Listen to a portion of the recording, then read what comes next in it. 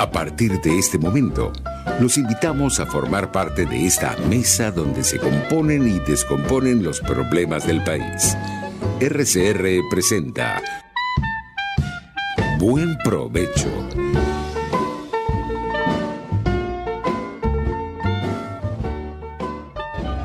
Diáspora y Ambiente con Tomás Páez y Fernando Jáuregui.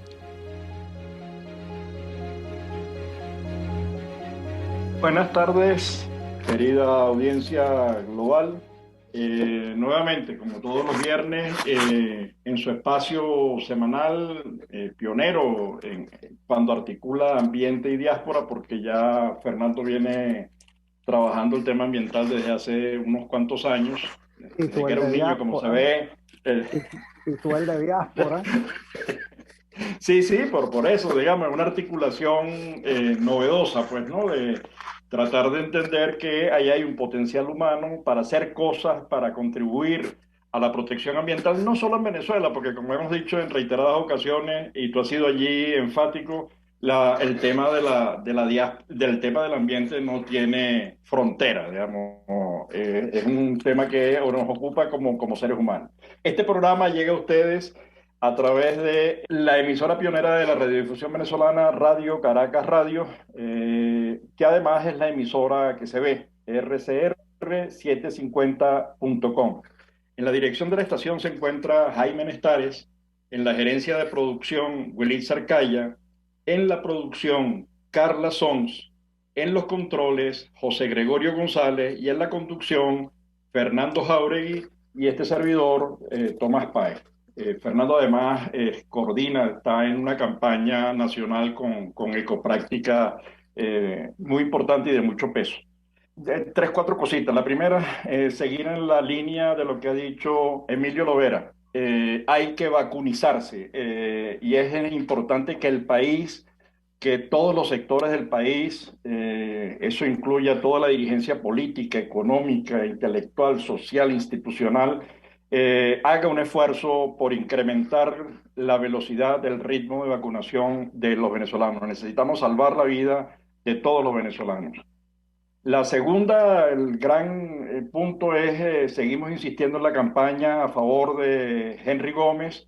Henry Gómez necesita una operación en el cerebro, además, que es costosa y requiere el concurso de todo. El apoyo que se le ha brindado necesitamos ampliarlo porque se necesitan muchos recursos para poder seguir avanzando. La tercera cosa es el evento que hicimos el día de ayer con la diáspora canaria en las Américas y por supuesto en Venezuela, que arroja una información preciosísima para entender no solamente cómo llegaron los canarios a Venezuela, y después lo vamos a hacer con los portugueses, los gallegos, los italianos, los libaneses, etcétera, sino cómo además eso está marcando el camino de la diáspora hoy día, que alcanza, como hemos dicho, 6.700.000 venezolanos de acuerdo al Observatorio de la Diáspora.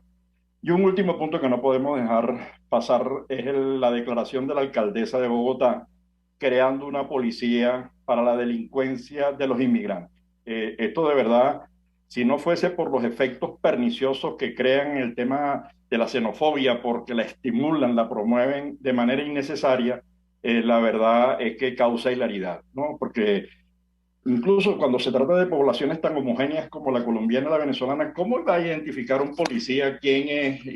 Digamos, este es mi caso, los inmigrantes son mi caso. Entonces, digamos, además no es la primera vez que la señora alcaldesa de Bogotá ha dicho cosas, ha enfatizado el tema ya vinculado a la diáspora venezolana con el hurto, el robo y la delincuencia. Yo creo que le hace un flaco favor a la humanidad, le hace un flaco favor a la sociedad colombiana, le hace un flaco favor a todo. Cuando alguien desprecia a la gente de esa manera, la verdad que uno no sabe, como decía Primo Levi en el libro, en la trilogía, ¿será esto un hombre? ¿Será esto un ser humano? Lo dejo allí para que Fernando, todavía no se nos ha conectado en nuestro invitado. Fernando, arranca usted con... Hola Tomás, ¿cómo estás? Gusto en verte otra vez. Y a usted que nos ve por RCR 750. Bueno, además de lo que decía Tomás, también tenemos una invitación a un concierto el 28 de agosto del Rotary Club de Prados del Este en favor fondos para nuestro querido amigo y líder social Elías Santana, que está pasando por una circunstancia de salud bastante difícil. Así que usted puede ir a este concierto, disfrutarlo y también ayudar a Elías Santana con todo lo que son sus costos médicos. Todos conocemos lo difícil que es costear hoy en día este tipo de cosas. Bueno, hoy vamos a tener a Héctor José Severín, que nos va a hablar si es posible o no rescatar el lago de Maracaibo, algo que venimos escuchando hace 40 años por lo menos. Y tendríamos que empezar hablando de que el lago Maracaibo es uno de el mayor cuerpo de agua dulce del continente suramericano, que ha sido severamente dañado principalmente por la industria petrolera, ¿verdad? Hay una gran cantidad de pasivos ambientales de PDVSA a lo largo y ancho del territorio nacional y el lago Maracaibo es una de las víctimas de estos pasivos ambientales. A esto habría que agregarle que el movimiento, entre comillas, ecosocialista del ELN, conocido como el Ejército de Liberación Nacional de Colombia, cada vez que hace atentados contra el oleoducto del Caño Limón Coveñas, ese vertido de petróleo termina en el lago de Maracaibo, además de todos los ríos que afecta y los caños. Entonces, también este grupo irregular, además de la industria petrolera, es causante de la contaminación. Hay que recordar que en los años 50, ¿verdad? Teníamos que la industria petrolera decidió para poder meter tanqueros más grandes y sacar más petróleo en cada viaje, abrir más de lo que ya estaba una de las entradas del lago Maracaibo. Tomás. Bueno, estamos con problemas de conexión, pero ya lo vamos a resolver. Carla nos está apoyando en ello, está llamando al doctor Héctor José Severín. Para presentar al doctor mientras comienza a conectarse, o nos conectamos nosotros con él a través del teléfono por lo menos, mientras logramos recuperar la imagen. Cuando comenzamos a buscar expertos para informar, porque nos hemos ocupado mucho del tema, bueno, nos hemos ocupado mucho, no, le hemos dedicado la atención que merece el tema del arco minero, no solamente desde la dimensión, digamos, más ingenieril o más biológica, sino también desde la dimensión humana, antropológica, cultural. Nos hemos metido con los ríos del país, el Guaire, otros ríos que están en situación similar o incluso peor. Nos faltaba el lago de Maracaibo, que ha sido además una fuente importantísima de recursos para el país, pero que alguien me lo dibujó, no recuerdo ahorita quién, creo que fue Horacio Medina, de Gente del Petróleo, que me lo dibujó como, dice, imagínate una sopa de fideos, ¿no? Y esos fideos son todas las tuberías que tiene el lago que están allí bailando.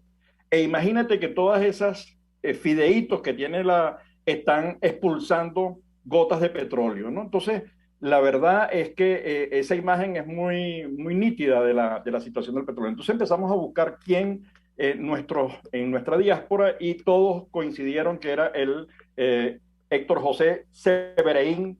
Él es licenciado en biología, doctor en ciencias marinas y ambientales, profesor de la Universidad del Zulia. Y conversando con nuestra responsable del Observatorio de la Diáspora en el Zulia, la profesora Patricia Gilesú, lo ratificaba. El profesor Héctor José Severín es la persona que mejor conoce el tema. En todo caso, lo que queríamos preguntarle es la situación actual, que creo que es tétrica.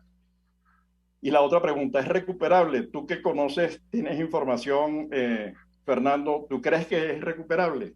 Mientras yo Mira, llamo a... eso es una pregunta muy técnica, Tomás, que nos la va a responder el invitado. Lo que sí es cierto es que eso que tú describías como esa telaraña de espaguetis son miles, y no exagero, miles de kilómetros de tuberías que trasladan el petróleo que es extraído de los pozos, ¿verdad? Y que tienen muchos años, en los últimos 5 o 8 años no se les ha hecho mantenimiento.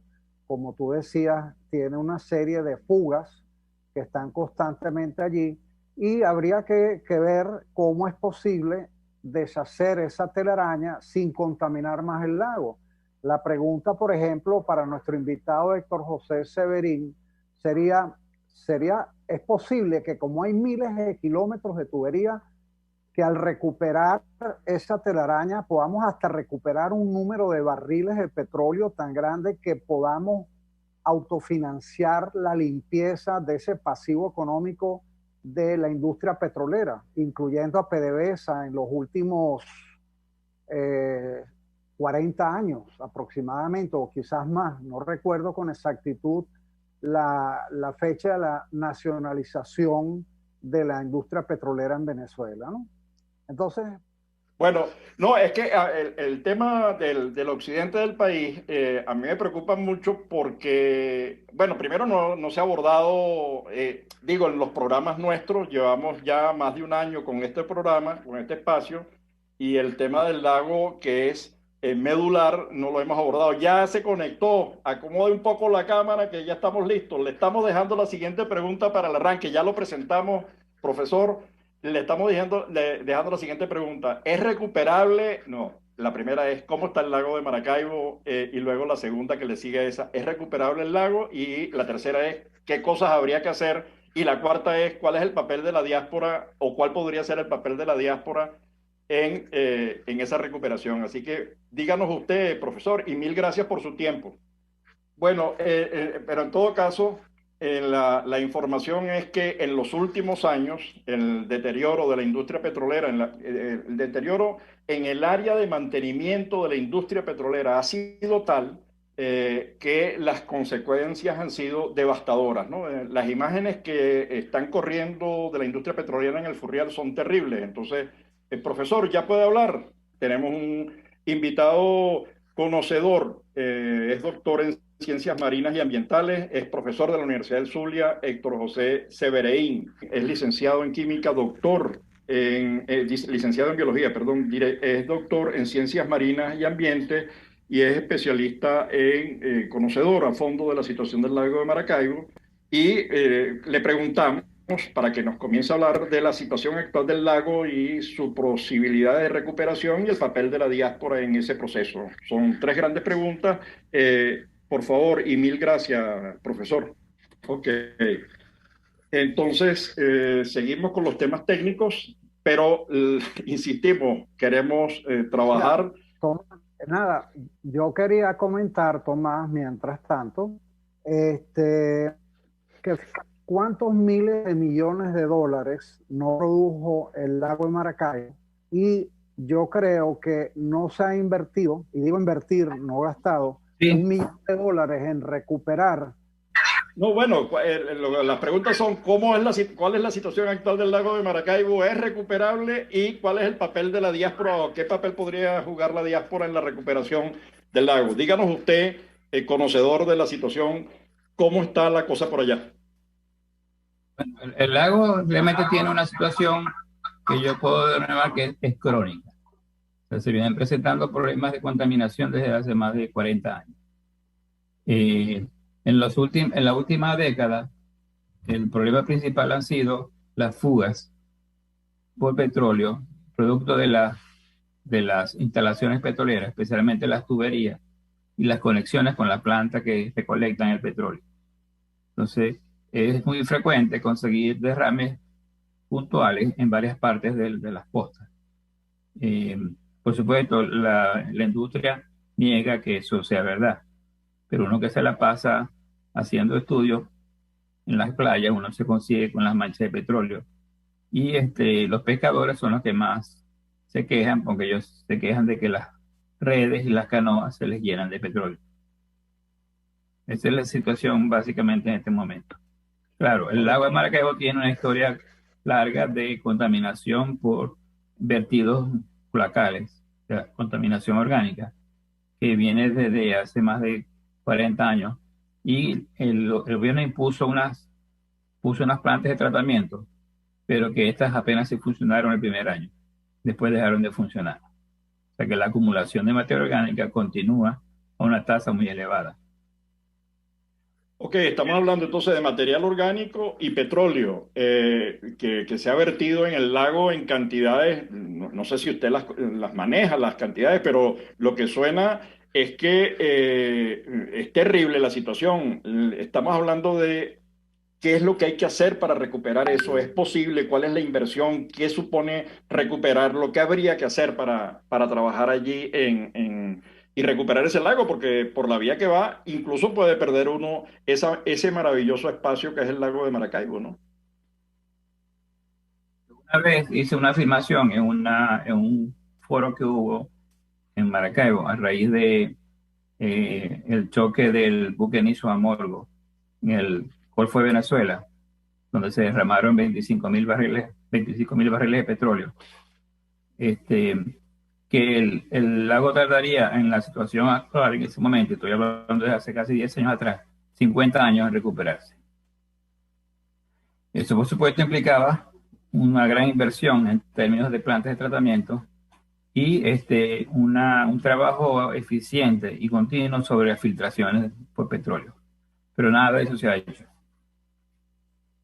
Ahora, hacer todo eso, no sé si tú tienes más preguntas, Fernando, pero hacer todo esto, montar plantas de tratamiento y un trabajo sostenido, digamos, hacer vigilancia, eso es una cosa diaria. Eso yo recuerdo que el Támesis recuperó años, tardó años en recuperarse, igual que el Sena. Pero es que el lago de Maracaibo tiene la doble vertiente, tiene el petróleo cuya gestión y cuyo impacto es terrible.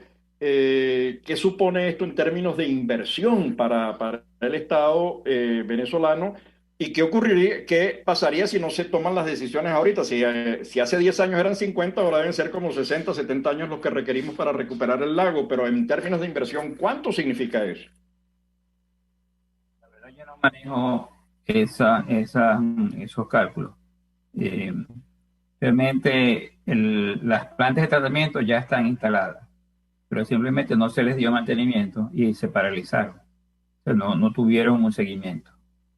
Y con respecto al petróleo, realmente no ha habido una actividad seria por parte de las compañías para revisar y arreglar las fugas. O sea que en ese sentido yo pienso que la inversión es grande.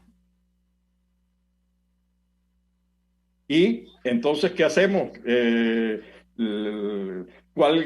¿A qué llamaría usted? Porque la verdad que enerva, molesta, indigna que uno vea cómo se está destruyendo el lago, se está destruyendo fuentes de ocio, se está destruyendo fuentes de alimentación, se está destruyendo una riqueza, se está destruyendo oxígeno, ¿Cómo hacer para recuperarlo? ¿Qué supone esto? ¿Por dónde hay que impulsar? ¿Qué es lo que habría que hacer? Evidentemente, la industria tendría que asumir la responsabilidad de las filtraciones. Y en ese sentido tendrían que escucharnos. El problema es que no nos escuchan. Y en el caso de la contaminación orgánica, hacer una campaña muy fuerte con los habitantes de la cuenca para que reduzcan en la medida posible la cantidad de desechos que son arrojados al lago, para que entonces las plantas de tratamiento puedan realizar su trabajo. Y el gobierno. Fernando. Sí, bueno, estamos viendo que de parte de alcaldía, gobernación, hay prioridades como dotar de agua potable a la gente, en las cuales tampoco se está invirtiendo dinero, lo cual hace más difícil invertir en recuperar esas aguas. Por eso también hemos visto una ausencia, vamos a decir, casi absoluta de las medidas preventivas por parte de la industria petrolera, ¿no? Entonces, bueno, el problema básico es que la gente no termina de entender el valor del lago de Maracaibo como uno de los cuerpos de agua dulce más grandes del continente, la labor que hace en la biodiversidad, en la alimentación, y lamentablemente los maravinos se están bañando en sus propios excrementos, lo cual es terrible. Entonces, bueno, vuelvo al punto de antes. El lago de Maracaibo generó miles de millones de dólares y hasta este momento yo creo que no se deben haber invertido ni 100.000 dólares a lo largo de los últimos 40 años en remediar esta situación. ¿Qué piensa usted, profesor? Sí, realmente, si uno va hacia la inversión que se realizaron en las plantas de tratamiento, esa inversión supera los $100.000 que te menciona. Sin embargo, se quedaron cortos en ese sentido, porque las plantas de tratamiento instaladas tienen muy poca capacidad. Y por eso digo que para poder realizar un remediado eficiente mediante esas plantas de tratamiento tendríamos que pasar varias décadas trabajando con los efluentes. Pero otra vez, estoy de acuerdo con usted cuando dice que el gobierno no se ha enseriado realmente y no reconoce la importancia que tiene el lago. Este, y yo lo buscaría más en el ámbito ecológico. El lago de Maracaibo es el pulmón de la cuenca. Si el lago de Maracaibo se muere, pues toda la ecología se va a morir. Y eso significa que no va a haber forma de recuperarlo. Ahora, lo que usted está diciendo, a ver, es que yo me sorprendo porque llevamos 40 años sin hacer nada o haciendo muy poco. Se montaron unas plantas de tratamiento que funcionaron por un pequeño periodo. Luego tenemos unos efluentes de familias, industrias, empresas que siguen llegando. Pero además de eso tenemos la falta de mantenimiento de la industria petrolera. Es decir, que tenemos una bomba de tiempo para destruir el lago y destruir lo que usted acaba de señalar ahorita. Es decir, no se queden en el lago, nos está diciendo. Miren el entorno ecológico cómo queda destruido. Entonces, ¿qué hacemos? Porque ya lo que estamos hablando es que eso es de urgencia. ¿Qué hacemos y qué puede hacer allí todo ese montón de gente que está, por ejemplo, en Texas, que vienen del Zulia, que han trabajado la industria petrolera, que la conocen bien, que saben las fallas que ha habido en todo el mantenimiento, los problemas de mantenimiento de la industria petrolera? ¿Qué hacemos? Porque la verdad que yo me siento como que en una película de terror en la que van pasando imágenes y que uno, bueno, va viendo cómo se va cayendo el lago, cómo sigue cayendo los efluentes, cómo no funcionan las plantas. Yo me quedo sorprendido. Yo no sé, a usted como zuliano además le debe doler muchísimo. ¿Cuáles son las recomendaciones, las acciones? ¿Quiénes son los actores que hay que tocar? ¿Cómo es la cosa? ¿Cuál es el papel de los organismos internacionales en esto, de la diáspora que está afuera? ¿Qué podemos hacer? Porque de verdad me parece terrible. La verdad, yo a veces me siento impotente porque la actitud de los entes responsables, especialmente las alcaldías, que son las que tienen acción directa alrededor del lago, realmente no realizan actividades contundentes. Uno está cansado de decirle lo que está sucediendo, uno está cansado de reportar los problemas que se van presentando, y es como que la gente que tiene que oír no oye. Uno simplemente se limita a seguir reportando, seguir reclamando, pero no hay respuesta efectiva. Si tuviéramos una persona que pudiera en este momento decir, a una persona que le pudiéramos decir, mira, sucede esto y esto, y si no haces esto, el agua se va a convertir en un pantano en 60 años, por ejemplo. Tiene que hacer algo inmediatamente. Y si me pregunta qué tengo que hacer, bueno, le diría todo un conjunto de acciones a realizar. Pero si no hay nadie quien tome la batuta para hacerlo, es como tirar palabras al aire, que se van y se las lleva el viento. Pero como cuáles acciones cree usted que deberían hacerse? Imagínese que a usted le designan, Héctor, usted que ha sido un líder en este tema, que conoce la situación del lago, yo le doy a usted el poder para tomar decisiones. ¿Cuáles decisiones tomaría para hacer esto? Y la segunda pregunta, ¿cómo utilizamos esas capacidades internacionales? Tenemos biólogos, tenemos gente preocupada por el tema del ambiente, hemos visto a la diáspora moviéndose en cosas. ¿Cuál podría ser el papel de la gente que está fuera en este proceso de recuperación del lago? Porque lo que veo que es muerte o recuperación. Pareciera que no hay ninguna opción alterna. Convivir no es posible con la situación actual. ¿Cómo lo ve usted? Y díganos lo que usted ha pensado para darlo a conocer. Me parece que es importante, ¿no?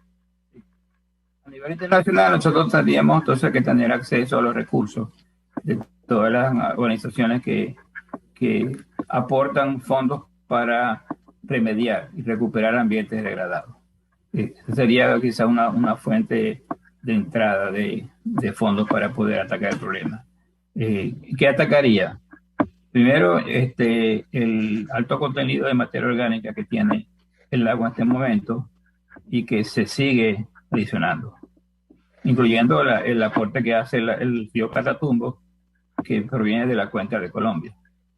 Eso significa que hay que hacer una acción firme y contundente para remover los desechos orgánicos que llegan al lago. En ese sentido, las plantas de tratamiento son muy importantes. A la gente no le importan las plantas de tratamiento. Las plantas de tratamiento son muy importantes porque no solamente remueve los desechos orgánicos, sino que remueve la contaminación microbiológica, que es otro elemento que está afectando gravemente a los organismos que se ubican en el fondo del lago.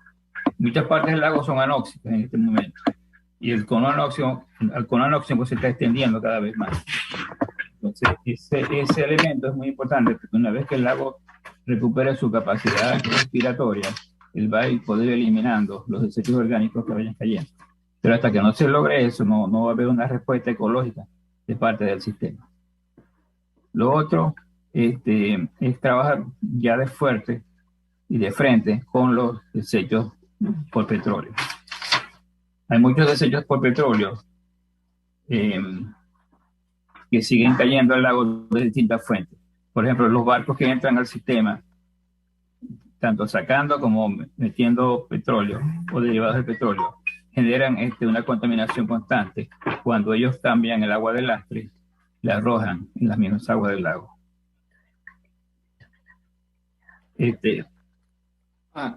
Bueno, vaya pensando, había un pequeño cambio. Vamos al corte, a publicidad. Conéctese al segundo link, el que yo le envié, para comenzar nuestro último segmento del programa. Pero vaya pensando en ese orden de ideas que usted tiene y que le da la experiencia y el conocimiento para ver qué hacemos y qué debemos hacer para recuperar el lago.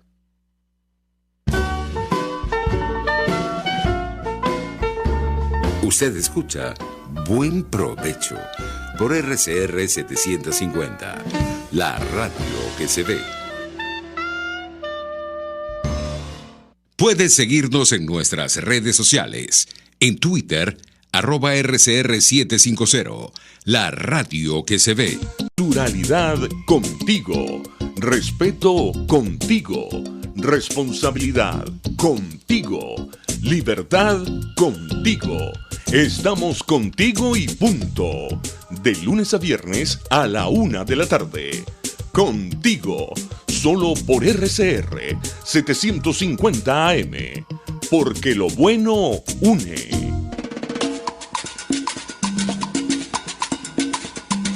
Fuerza que nos activa, fuerza que une a un país que quiere cambio.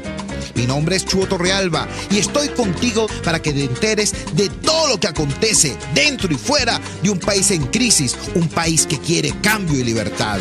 Unidad, la fuerza es la unión. De lunes a viernes desde las 6 de la tarde, solo por RCR. Porque lo bueno une. Hola, les saluda Alfredo Yuncosa y los invito a acompañarnos a Con Seguridad Radio, el programa pensado en la seguridad de los ciudadanos y las organizaciones. Con Seguridad Radio, todos los sábados a las 12 del mediodía, por RCR, la radio que se ve. Ante el agobio diario, siempre se agradece una pausa. De lunes a viernes, Verónica Oliveros te trae un cafecito para el alma en Sin Estrés, la revista radial de Radio Caracas Radio, con música, cultura, salud, emprendimiento, terapia, astrología y más. Cada tarde a las 3 nos ponemos en modo Sin Estrés por RCR, la radio que se ve.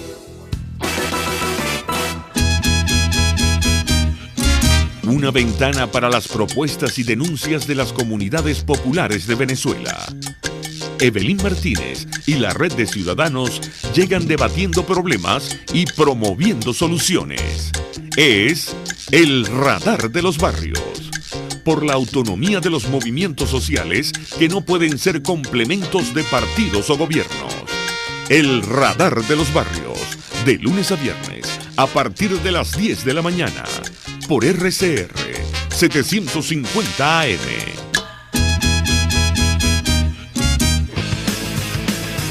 Un espacio que analiza y debate la coyuntura política, económica y social de nuestro país. Acompañe cada mañana a la periodista María Alejandra Trujillo en Palabras más, palabras más, palabras menos. Palabras más, palabras menos.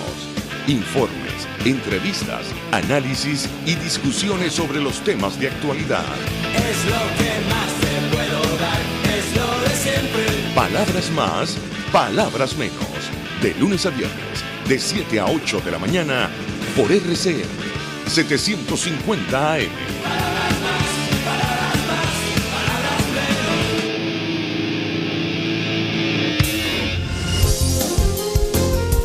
RCR 750 AM.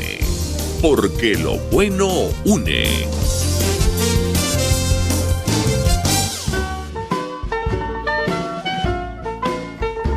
Análisis, opinión, entretenimiento y mucho más. Escuchas Buen Provecho por RCR 750, la radio que se ve. Entrando al segundo segmento, hemos tenido problemas técnicos, pedimos disculpas a nuestra audiencia global. Pero bueno, se están solucionando gracias a nuestra productora Carla, que está haciendo ahí malabares, pues, ¿no? Yo de este programa salgo muy preocupado por el tema de la situación del lago. Las palabras del profesor Héctor José, conocedor del tema de la situación del lago, no augura, pero además con un sentido de realidad, y la política tiene que ver con realidades. Estamos hablando de que se van a ser necesarias muchas décadas para recuperar el lago y habría que comenzar ya. Yo pensaba en el trabajo que viene haciendo por un lado Fernando Ecoprácticas y por otro lado nosotros desde este programa Diáspora y Ambiente, que bueno, son muchos los frentes que hay que trabajar y es mucho el apoyo que requiere y mucho el esfuerzo que es necesario colocar para poder recuperar el tema ambiental en Venezuela. Y para el lago de Maracaibo se me ocurría que aquella experiencia que nosotros hemos tenido en nuestros programas, Fernando, no sé cómo lo ves tú, el tema de SOS Orinoco, pareciera necesario crear algo así como SOS Lago de Maracaibo, es decir, una que vaya documentando, que vaya presentando al mundo la situación terrible del lago, los esfuerzos que hay que hacer, que vaya documentando la inversión que es necesaria hacer.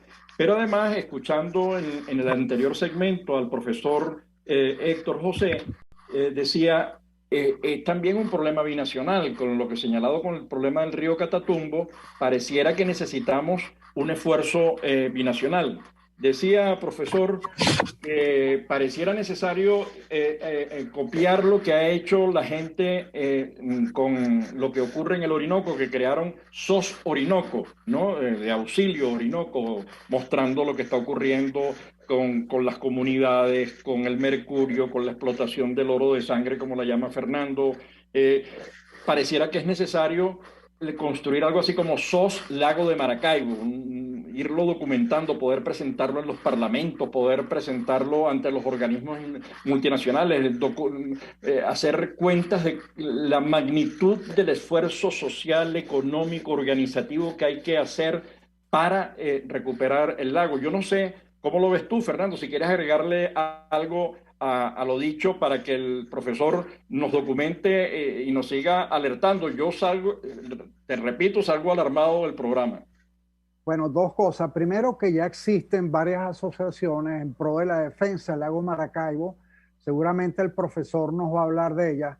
Y la otra, profesor, es en un momento donde estamos en crisis climática y sabemos que los grandes cuerpos de agua tienen capacidad para capturar carbono, ¿qué va a significar para el calentamiento global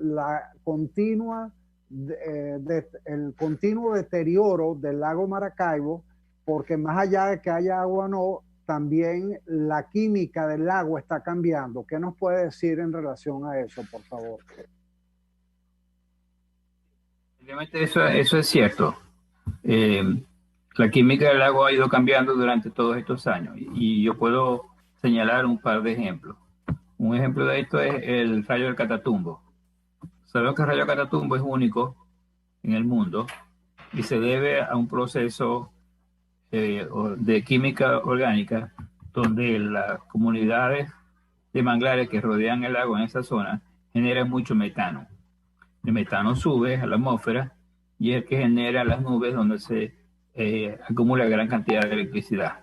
Y el rayo nomás que es la forma del sistema de liberar energía. Entonces, en los últimos años se ha notado que el rayo Catatumbo ha incrementado el número de relámpagos. Y eso pudiera ser producto de que la química del sur del lago está cambiando y está anexando mayor cantidad orgánica que está siendo procesada por el sistema y produciendo ese metano. Lo otro, a raíz de los derrames de petróleo, se ha desarrollado una flora bacteriana típica de ambientes donde hay contaminación por petróleo. Es decir, se han desarrollado bacterias sulfatorreductoras que se encargan de degradar el petróleo como una forma del sistema para protegerse de esa contaminación. Entonces, en ese sentido, el lago está generando su propio sistema de defensa. El problema es que la tasa de ataque es tan alta que el lago va a llegar a un momento que va a dejar de procesar toda esa carga excesiva y simplemente se va a entregar, como lo diríamos nosotros los ecólogos. Ecológicamente hablando, su resiliencia va a disminuir en cero y él simplemente se va a dejar llevar por las condiciones del ambiente. Y ahí es cuando entonces podemos pensar en una muerte ecológica. Claro, estamos hablando de un proceso a largo plazo. Las perspectivas por el calentamiento global es que antes de finales del siglo XXI, la temperatura global de la Tierra va a subir tanto que todos los procesos químicos que se dan en los ecosistemas naturales van a irse acelerando y van a ir desarrollando zonas de escape. Estas zonas de escape son los que nosotros vemos como los grandes incendios, las grandes inundaciones, cambios muy drásticos de temperatura, donde había mucho calor, ahora hay frío, donde hay frío, hay mucho calor. Y eso va a generar toda una descompensación físico-química del sistema. Pues hablando en términos de ayuda, precisamente lo que nosotros tenemos que hacer como ecólogos es tratar de que el lago no llegue a ese punto crítico donde ya no pueda defenderse y tratar de que ese punto crítico comience a retroceder de tal forma que el lago pueda seguirse recuperando con nuestra ayuda. Pero sin nuestra ayuda, básicamente no lo va a poder hacer. Yo voy a citar ahora al famoso ecólogo Gilberto Rodríguez, quien decía que el lago, más que el lago, él decía que la cuenca del sistema era una cuenca anaeróbica. Es decir, naturalmente el lago es como una especie de bolsa, donde todos los desechos orgánicos de la ganadería, la agricultura, todos los químicos de las industrias, de las ciudades que rodean al lago, más los aportes de los afluentes de los ríos, hace que la cantidad de materia orgánica que vaya acumulando el lago está muy por encima de su capacidad de reconversión. Por eso él decía, y a él le preocupaba, que si seguíamos contaminando a la tasa que íbamos, iba a llegar un momento en que el lago no iba a poder defenderse. Y podría ocurrir lo que está ocurriendo con el lago de Valencia, que prácticamente se está convirtiendo en un pantano. No sé si eso responde la pregunta, profesor. Oh, sí, para mí, yo no sé, Fernando, si tú tienes algo más que preguntarle, a mí me queda a alguien que no sabe de nada de química, a mí me queda medio claro todo el asunto. ¿A ti, Fernando? Sí, cómo no, cómo no. Quizás lo único, profesor, nos habla un poco de esas organizaciones civiles que existen hace varios años en Maracaibo y que están intentando trabajar en sanear el lago Maracaibo. Las que yo conozco esencialmente son las que se dedican a proteger la fauna. Por ejemplo, hay varios grupos dedicados a proteger las tortugas y los sitios de anidación de las tortugas que se dan en el Golfo de Venezuela, que están siendo afectados por este proceso, especialmente porque los sedimentos comienzan a volverse anaeróbicos. Cuando ellas entierran sus huevos en la arena, ellos tienen problemas para llegar a eclosionar. Y lo que se protege a la fauna, que llamamos la fauna salvaje, que son la fauna que se desarrolla en la vegetación que rodea el lago, que incluye muchos roedores, osos, algunos monos, etcétera. De resto, desde el punto de vista de grupos que protegen el lago, hay varias asociaciones, básicamente de vecinos, que se dedican a recolectar desechos en las costas. Y ese es otro de los graves problemas que tiene el sistema, que la basura prácticamente de todas las poblaciones que están alrededor son lanzadas al lago porque consideran que el agua es como una cloaca. Y eso se acumula básicamente en las orillas debido a la circulación que el lago genera dentro de su propia biomasa. O sea, cualquier cosa que tú lances al lago de cualquier parte de la cuenca va básicamente a ser distribuido por todas las costas del lago. Algo así como una regadera de basura que hace que la basura se vaya acumulando en las playas. Yo trabajé varias veces con el grupo conservacionista del ICLAN, que es el Instituto de Conservación y Control del Lago Maracaibo, que últimamente no he sabido nada de él, que se hacían colectas periódicas de los desechos sólidos que llegaban a las playas. Eso ayudaba mucho porque muchos de esos desechos son que causan mortalidad de muchos organismos acuáticos, especialmente tortugas y de peces, que confunden la basura con alimento. Y eso hace que haya elevada mortalidad. De resto, obviamente, yo no conozco ningún otro grupo que tenga una acción seria en contra de lo que está sucediendo. A ver, a mí me quedan varios ejes. Un primer eje tiene que ver con lo que usted señaló antes del Catatumbo. Pareciera necesario que en una estrategia de recuperación del lago, la participación en un acuerdo bilateral con Colombia en esta área, ¿no? Porque eso afecta el tema del lago. La segunda cosa es, pareciera necesario una labor, una política dirigida a las empresas agrícolas, industriales y de servicios en el manejo de sus desechos. Es decir, hay que buscar algún tipo de política que permita la actuación sobre estos actores.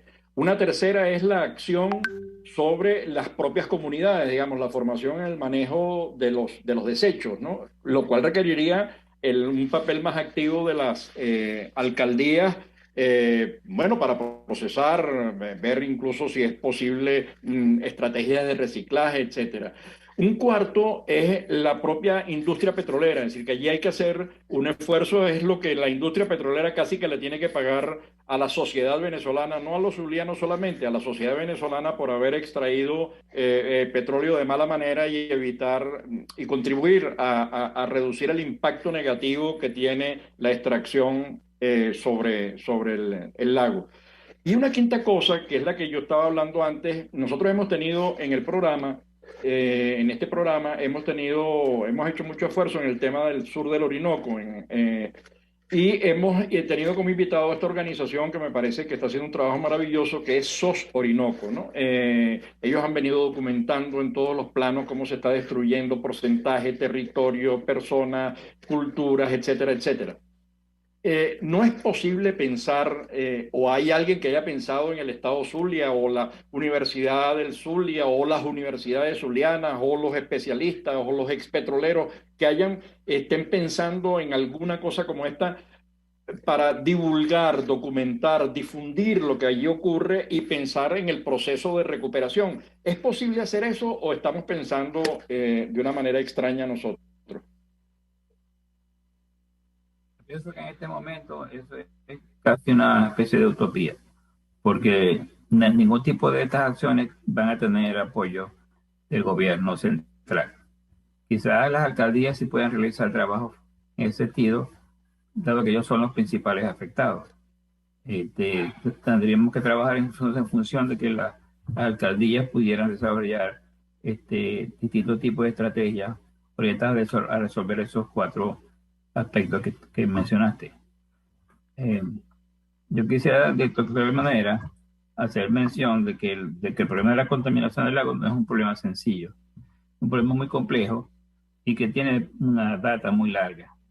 Por lo tanto, el nivel de daño acumulado es bastante alto. Y si nosotros logramos tener una acción sostenida durante los próximos 30, 40 años, quizás nosotros pudiéramos pensar en un lago mucho mejor que el que Uf, Fernando, yo salgo de verdad así como, no sé, preocupado, indignado por el tema, lo que le estamos dejando a nuestros hijos y nietos, ¿no? Porque al final somos todos responsables de este tema, unos por acción, otros por omisión, otros por no saber hacer lo que debimos haber hecho, no sé, digamos, que estoy así como knockout, cuando uno está golpeado en una pelea de boxeo, está contra las cuerdas. Fernando, yo no sé si tú tienes algo que agregar para que vayas terminando el programa porque se nos está quedando, y al profesor Héctor José darle las gracias y si quiere decir algunas últimas palabras brevemente antes de cerrar el programa para despedir a nuestra querida audiencia con algunas palabras que nos permitan decir, bueno, lo vamos a hacer si trabajamos en serio, tenemos con qué, tenemos capacidad para recuperarlo. Por favor. Bueno, yo quería decirle a ustedes dos, ya a usted que nos ve por RCR 750, que en las últimas charlas personales y entrevistas en las que yo he participado, yo le pido disculpas a esta generación por el fracaso de mi generación en cuanto a la conservación del ambiente y el legado que le estamos dejando. A pesar de que yo he hecho por lo menos la cuota que a mí me corresponde, yo me siento obligado a pedir disculpas. Por otro lado, también tenemos que esos jóvenes que hoy en día tienen de 15 años hacia arriba, tienen que entender que si ellos no participan hoy, este legado terrible que le hemos dejado va a ser aún peor y que su calidad de vida va a estar comprometida, especialmente en el área de la salud. Profesor, no me queda más que agradecerle no solo esto, sino yo sé que usted tiene años trabajando en favor de la conservación del lago.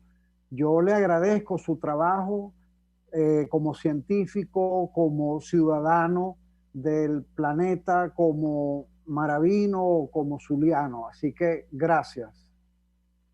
Gracias, profesor, por su tiempo. Díganos alguna palabra esperanzadora, por favor.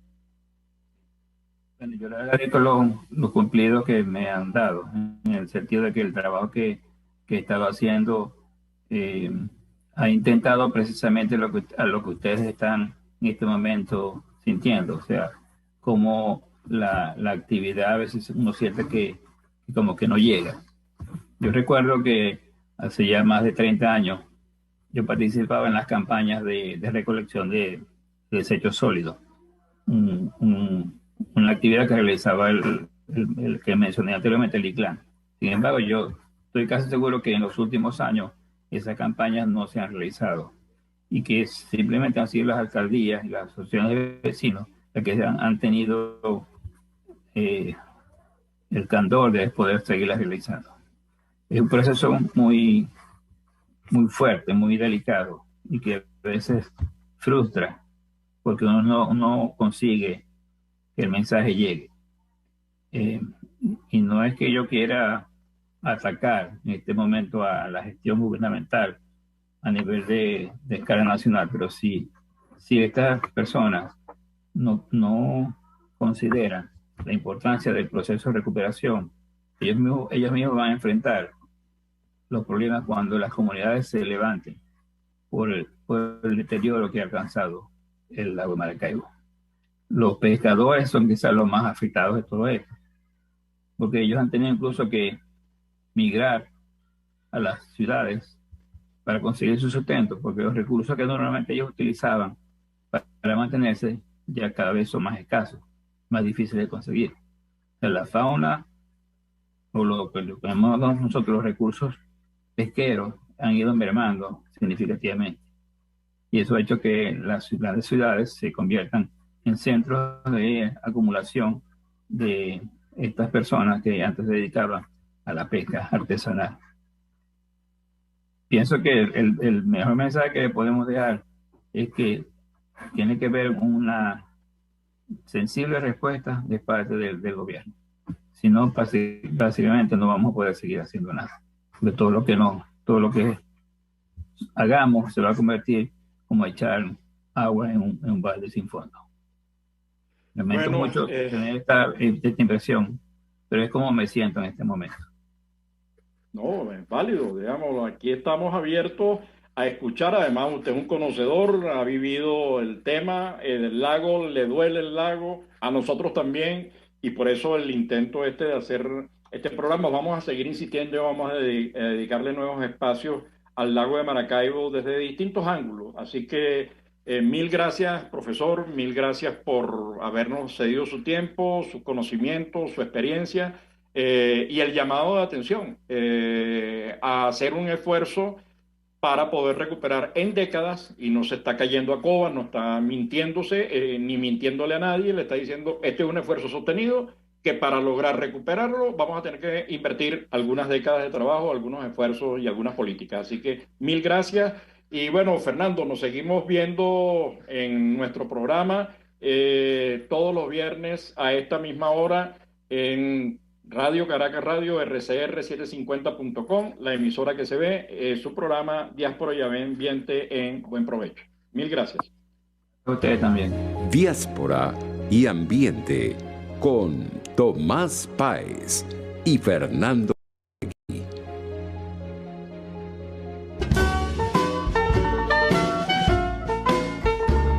RCR presentó Buen Provecho. Síganos en Twitter como @RCR750. La radio que se ve. RCR presentó Buen Provecho, una producción nacional independiente con certificado número 22388 para dar cumplimiento al artículo 14 de la Ley de